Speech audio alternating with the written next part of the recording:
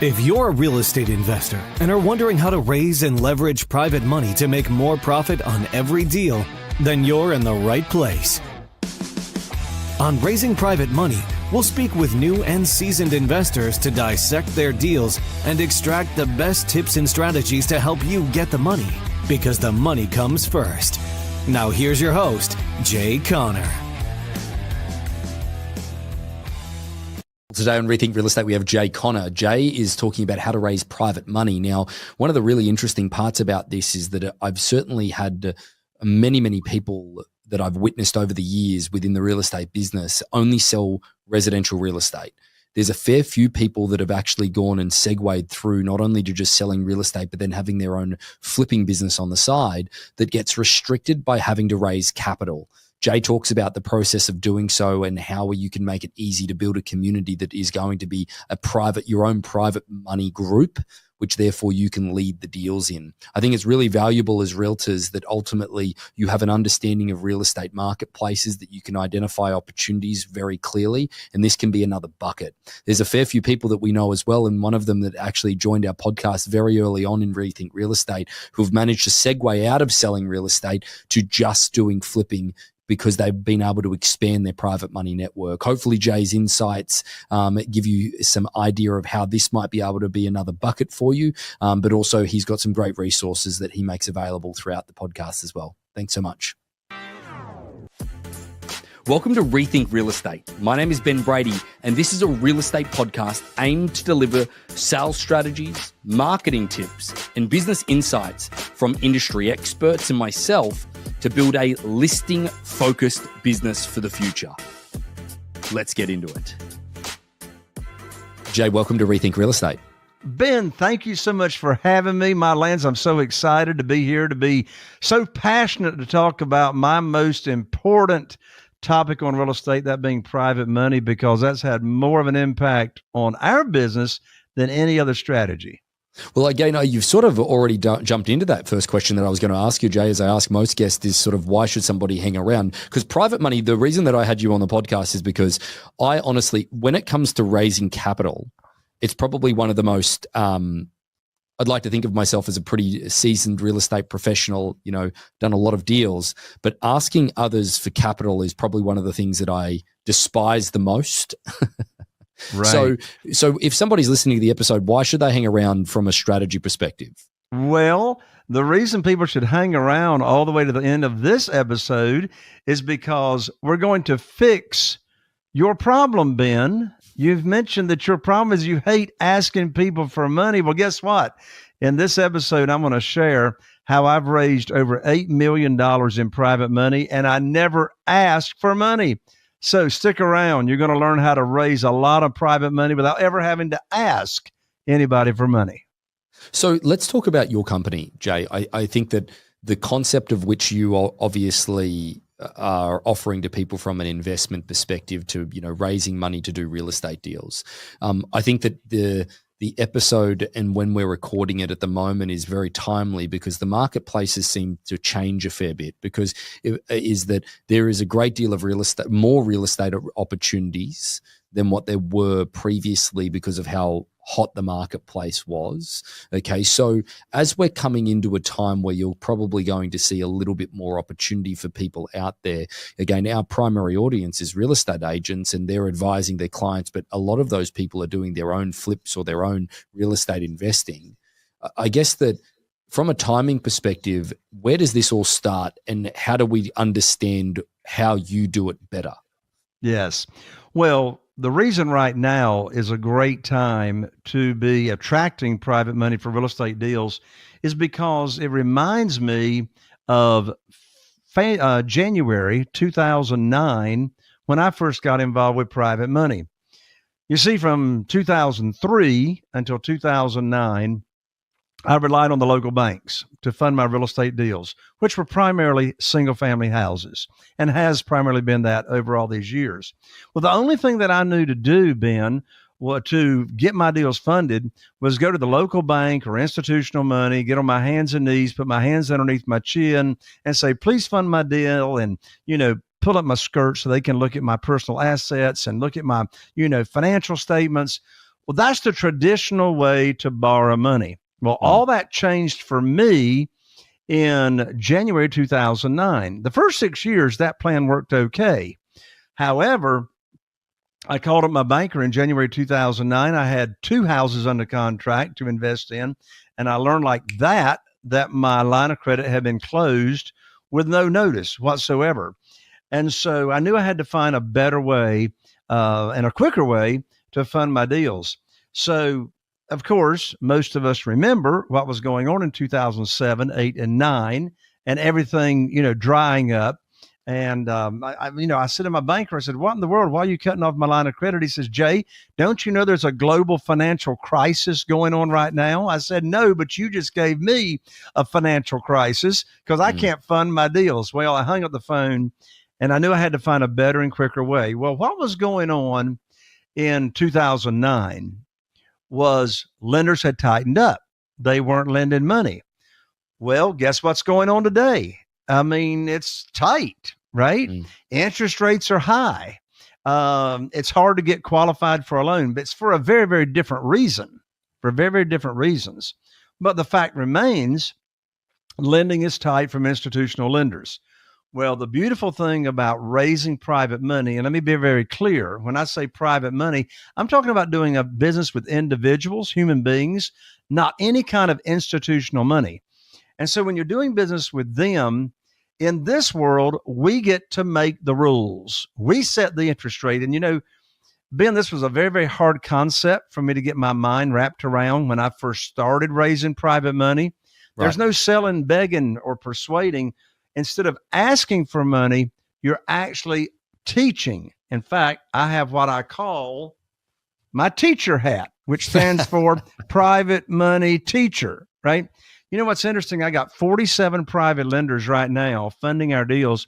Not one of them, Ben, had ever heard of private money or self-directed IRAs, how they can use retirement funds to be a passive investor and fund real estate investing deals. They never heard about that until I put on my teacher hat and I started teaching. So one common question that I get from real estate investors or people that have never raised private money is they'll say, "How do I get over the fear of rejection?" Well, I answer that question with a question. How can you be rejected if you're not asking anybody for money? Yeah, fair. What's funny, Ben, I've never pitched a deal ever since I've been using private money. And let me go ahead and just pull the curtain back and reveal exactly how I do that and how other real estate investors are doing it when they learn how to do it my way. We separate. Now, what I'm getting ready to say is very, very important and critical. We separate the conversations of teaching somebody what private money is and how they can get high rates of return safely and securely. I call them teaching the program. Here's the interest rate I pay. Here's how you can get your money back in case of an emergency. Here's the length of the note. Here's the maximum loan to value. We teach that. Here's the program while not having a deal for them to fund. Desperation has got a smell to it. Yes. And if you're talking about a deal you need funded and your private lending opportunity, you're already sounding desperate without, the worst time to be raising money is when you need it for a deal. That's fair. And that is probably the number one mistake that most people make is that they find the deal and then they try and find the money. It's got to work in the other way, considering the fact that it'll probably open your eyes up to a lot more opportunity or being a little bit more critical of the opportunity and not rushing into things if ultimately you've got the patience of the money there waiting. You know what, Ben? I'm so glad you just said that because let me tell you what drives me stupid crazy. Every time I hear it, I want to go run into a brick wall. You'll have these educators and gurus on stage teaching new real estate investors. And here's what they say, quote unquote, "Oh, just go get the deal. Go get the property under contract. The money will show up." Or they'll say the money follows the deal. And you know what I want to say, Ben? I want to ask, where is the money going to show up? Is it just going to rain out of clouds? I mean, I just don't want to be under the stress of getting a house or deal under contract, and I have no idea where the funding is going to come from. So that's but Jay, I think that there's another part of this as well that I think about. Reputational damage. I've got to be honest, I really dislike dealing with some investors because the reality is they come in, They try and secure the deal. They've got all this due diligence that they put on the contract or the contingencies that they put on it. And very few times do they actually execute. And then that investor locally starts getting a reputation of not being able to commit to a deal, okay, and trying to hold up the deal and wasting a great deal of people's times. I think that there's a reputational damage element of this that if you're shopping the deal after you've identified, it just creates a great deal of harm to your reputation if you're not moving through with those deals. Less people will come to you based on their inability to actually to know that your inability to commit to it. Well, what you just shared is a fact of life. I mean, it's not going to take long for a real estate investor for realtors not to even work with them, not even want to take their offer. And because of private money, I've never put an offer on a property that was negotiated and now we're under contract that I wasn't able to close on, for goodness sakes, Yep. you know? And, you know, particularly if you're making offers on bank-owned properties, there's no bank-owned properties in the multiple listing service these days in our area anyway. But of course, you're going to need proof of funds for that, which I got the answer to that. But anyway, back to not asking, I want to share very quickly with your audience, Ben, this won't take but just a second. I want to share my exact script and my exact words that I say to one of my private lenders when I have a deal for them to fund. So they've already told me that they've got, say, $150,000 that they want, to invest. Right. And let's say that it's retirement funds and they're not happy with the returns they're getting at one of the large investment houses like Schwab or et cetera. So they've told them they got 150. Well, I'll introduce them to a self-directed IRA company where they can move those funds over and have it ready to go. Only takes about 2 weeks. Here is the exact script, and I call it the great news phone call. So let's pretend, Ben, that you're one of my new private lenders and you have got $150,000 that you've moved over to a self-directed IRA company. Here's the script. Hey, Ben, and we'll have a little chit chat. I say, Ben, I got great news for you. I can now put your money to work. I've got a house and a property under contract here in Newport, North Carolina. The after repaired value is $200,000. Now, the funding required is $150,000, which matches what you have available. Closing is going to be next Thursday, so you'll need to have your funds wired to my real estate attorney's trust account by next Wednesday. I'm going to have my attorney wire you email you the wiring instructions. End of conversation. The most stupid thing or question that I could ask you as my new private lender is, do you want to fund the deal? Of course you want to fund the deal. You've been waiting for the good news phone call. I told you I'd put your money to work for you. And particularly if you have moved your retirement funds over to a self-directed IRA that I recommended, you as my private lender are not making any money until I put your money to work. And of course, I'm not going to bring you a deal to fund that doesn't match the program that I taught you. It's that simple. Keep the conversation separate. So from a logistic perspective, is that with the conversation that you're having with them around returns to the private money, what are some of the rates that you're offering people from a private money perspective at the moment? Does that vary? Does it vary based on the amount? Does it vary based on the availability? Like, how does all of that work?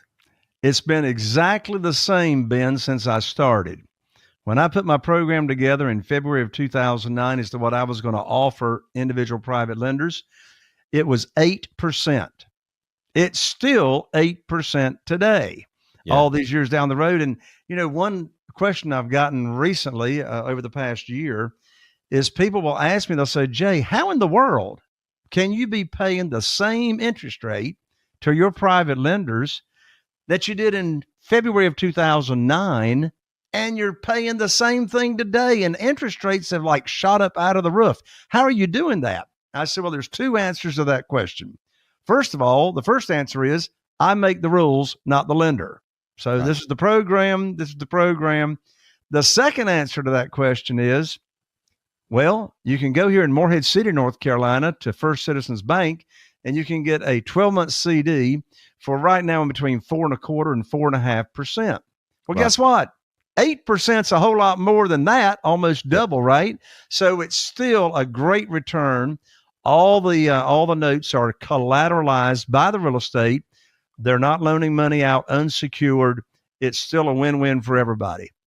So then, as far as them loaning it out, so let's say that they do direct that money into us, the IRA that you made reference to. So let's just, for round numbers, let's say that I move $100,000 over. Now that you're only paying interest when that money is at use. Yes. Is that right? Yeah, that's an annual percentage rate.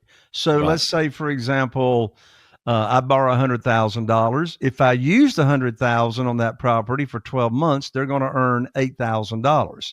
If they're using retirement funds, that's tax deferred or tax free, depending on the amount of retirement funds.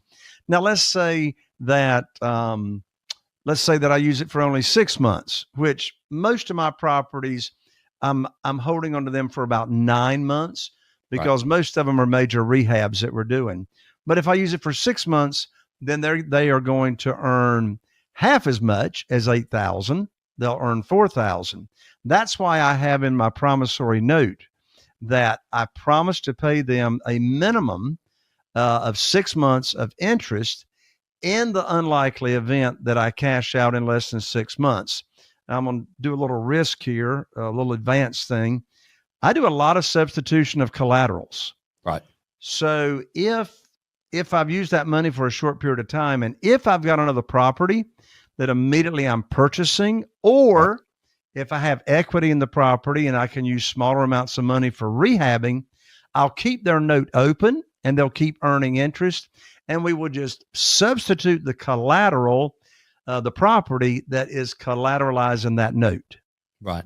So if they are one of so let's say it's a $500,000 property and they've only got $100,000, they have a percentage of that value of that property. How does that work? So they're not an equity partner. So the private lender is not getting an equity share of the property. Right. All the deals we do are what's called one-offs. Yep. So you have a property and then you have one or two private lenders that are funding that property. So each private lender has got their own promissory note, got their own deed of trust or mortgage. So they're each earning interest, and I pay or accrue interest only. And then when we cash out of the property, if I don't substitute the collateral, they'll get all their principal loan amount paid back when we cash out. Right. So this is all done based off a promissory note? Yes. Okay. So in that being said, is that so let's say that somebody wants to start learning how to do this. Obviously they can reach out to you and you've got a program that is available to them. Do you want to talk to us a little bit more about that? Because I'm assuming that then you've got promissory notes in there. You've got some of the documentation that could get people started with this. Absolutely. Well, I'm so excited about my brand new training that I just launched. It's called the Private Money Challenge. Money Challenge, the 7-day Private Money Challenge. And what that is, it's a series of 7 videos that are delivered into your email inbox, one a day. And it gives a great foundational training and introduction to what private money is and how it works. Each video that I've recorded is only 15 to 20 minutes long. So it's not going to take much time at all to consume it. And I keep it very, very simple to understand. And yes, it does have the documents. So when you enroll in Private Money Challenge, you immediately receive the first video training in your email inbox. And then the next 6 days in a row at 9 a.m. Eastern time, you'll receive each subsequent training. So it's very easy to come enroll. And I tell you what, not only will you learn how to raise private money, but we'll have a lot of fun too. I'm right there on the video with you, engaging with you, giving you a little bit of homework. Go to www.privatemoneychallenge.com, privatemoneychallenge.com, and you'll come right in there and get that first video right away. Well, Jay, we'll make sure that we link that below as well. But I think that is just from a logistic perspective as well. I'm thinking about this out loud is that how much money would you encourage somebody to sort of try and raise prior to them going and looking for deals? I'm so glad you asked that, Ben. In fact, I've been a guest on over 800 podcasts, and nobody's ever asked me that question till right now. So it depends on your market. It depends on your average price point, your average after repaired value. So guess what? On day number 3 of day number 7 in the Private Money Challenge, I'm doing a 20-minute video, and I actually have a very simple document for you to fill out, and I walk you through exactly how much private money you need to raise. Right. Okay. It's going to be dependent on how many deals you're projecting to do a year, Right. what your average after repaired value of a house is going to be. And I've got a very simple formula.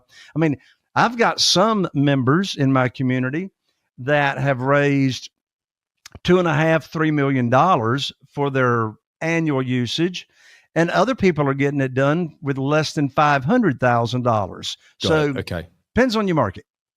And then as far as it's probably outside of the money raise element, but the management of the flipping side of things, like the rehab side of things and having a crew that is available, because I think that that's going to be indicative of the success that most people have, because you can do with larger flipping companies, a lot of those people can do thinner margin deals just to keep their guys working so that they're available to the next ones.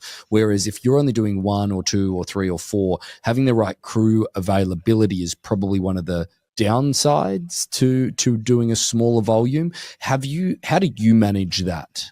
Yes. So I started out with my own crew, and I still have my own crew. I've got a project manager.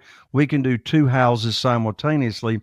But then I have 2 other general contractors that I have a relationship with, and each of them can be having 3 houses going simultaneously. So as a result, I can be having 10 or more houses going. But you bring up a really, really good point, Ben, and I want to make this point. Private money is not only for the rehabbing, fix and flip business. Private money, don't miss this. Private money is you're going to use private money when the seller, no matter if it's in the multiple listing service or an off-market deal, when the seller requires all the cash, that's when you use private money, regardless of the condition of the property. Right. Understood. Where do you guys get most deal flow from? Like, I know that we're speaking to a real estate community that could obviously reach out to you and give you some deal flow within the markets you're interested in. But I guess that for them being agents, where would they look for off-market opportunities, or how do they look at this from a perspective of maybe it's a seller that they currently have? Sure. So I'm in a small market here. Only 40,000 people is my target market. So I have multiple marketing channels and funnels bringing me deals. So obviously here in my market, there's no deals to buy in the multiple listing service. By the way, I'm not a realtor on purpose, but I've been working with the same 2 realtors for 19 years. Understood. Okay. One here in Carteret County, one in Craven County. We have a beautiful working relationship. So I'm going to answer your question, and then I'll quickly say, how do I work with my realtors and what's our relationship look like as far as making money and who does what? So I get a lot of leads. Of course, all my leads are off market for sale by owners. And so Google pay per lead, 5 different companies are providing me leads, and I'll share them with you right now. LibertyLeads.com, FastHomeOffers.com, MotivatedSellers.com, NeedToSellMyHouseFast.com, and ZoloLeads.com. So I have that. So those are people that are individuals that are searching on Google. And you pay for those subscriptions? Do you pay for those subscriptions, or do you cut them into a percentage? Okay. By the lead. So, depending on the provider, that's how, most of them I'm paying around $150 per lead. Understood. But I only need 7 leads to buy a house. Got it. Right. Okay. So those are our top funnels coming in right now, that anybody else, can plug into. And so the way I work with my realtors is these are for sale by owners. So Chris and Tracy, my 2 realtors I've been with for 19 years, if it looks like there's a deal there, they'll do all the research. They'll do the comps. They'll send me and my acquisitionist, well, here's what I think based on comps, the after repaired value on this property will be after you make it absolutely beautiful. And of course, both of my realtors know what I'm going to do because we've been working together for 19 years. Yes, I'm going to do granite countertops. I'm going to do LVP. I'm not just going to be doing lipstick and paint. So they'll send us the after repaired value. I use their figures, my realtors' figures, to calculate my maximum allowable offer when I'm paying all cash. And so any deal that I buy, any house property I buy that my realtors did research on, which is all of them, then of course, who's going to get the listing when I go to sell it? Of course, Chris or Tracy is going to get the listing every time because they did the research on it before I bought it. And then, of course, if there's any property in the multiple listing service that I'm interested in, well, who's going to make the offer for me? It's not. I'm not going to the listing agent. It's either going to be Chris, my relationship, or Tracy, my relationship, that's going to make all my offers. Right. Well, again, I think that I think the infrastructure for somebody to actually start doing all of this, probably the rehabbing and having the teams available is definitely one element of it, but I think that's very solvable with the relationships that agents or people have at this point. It's actually the raising of liquidity, and people think that it needs to be their own money that they need to do it with or whatever it may be, that often stops most people. So I think that this is an opportunity for them to build another department of their business. If we're speaking to the real estate community, yes, they sell real estate, yes, they do all of that, but when there's a good opportunity, instead of farming it out to an investor, there's an opportunity for them to do it themselves because they know it better. Obviously, the commissional element side of it is a saving for them as well. There's many, many different ways. So encouraging them to reach out to you, Jay, and check that out a little bit further. But I guess as we round out the episode, one of the things we like to leave the community with that I ask most guests is sort of a little bit of either a life hack, favorite podcasts, favorite books, things that have influenced you, over the number of years that you've been doing what you're doing. Anything or any pearls of wisdom that you can leave us with different resources. Absolutely. Lead everything that you do with a servant's heart, looking for a way to lead with value first. How can you give? How can you give first and bring value? So I was very blessed to have the co-author on my podcast, which is Raising Private Money with Jay Conner. Raising Private Money. It's on all the platforms. Anyway, Bob Berg is the co-author of The Go-Giver. The Go-Giver, and it's a wonderful book. It's short, it's in parable form, but it'll really open your eyes as to how having a servant's heart and just leading with value is through the law of reciprocity. What goes around comes around. My hero, one of my heroes, Zig Ziglar, that I got to meet 2 times before he passed away, you know what he said? You help enough other people get what they want, you don't have to worry about getting what you want. I highly encourage you, get the book, The Go-Giver. Wonderful. Jay, thank you so much for the insight that you've given us. No doubt that the audience will reach out further because the information is very valuable. But thanks again for being on Rethink Real Estate. Ben, thank you so much for having me. God bless you. So about 75% of our audience hasn't liked, followed, or subscribed to our podcast.